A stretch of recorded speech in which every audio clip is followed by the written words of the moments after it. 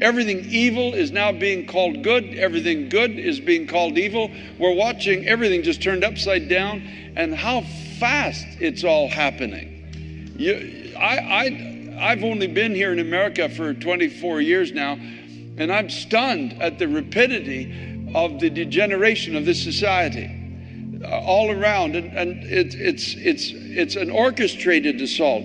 Now, the prophet Joel spoke about in his book, it's only 3 short chapters, but in those chapters, he speaks about an assault of darkness that came against the nation of Israel because of the careless handling of the things of God. Now, that's the beginning of this book of Joel. And then he speaks about what God asks of his people and how God responds to the cry of those that are called in that time by the name of God. And then Joel suddenly fast forwards to our day, a day when there's going to be a thick darkness covering the earth, and how God is going to respond to the cry of his people, how he's going to combat this darkness in our generation. Let me start in Joel chapter 2. Now this was a plague of locusts that came against the nation of Israel. Most who study it agree on this.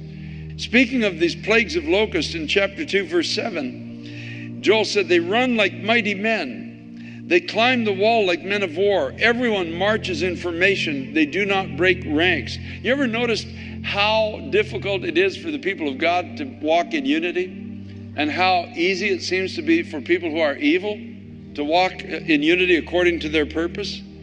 They do not push one another. Everyone marches in his own column. Though they lunge between the weapons, they're not cut down. They run to and fro in the city. They run on the wall. They climb into the houses. They enter at the windows like a thief.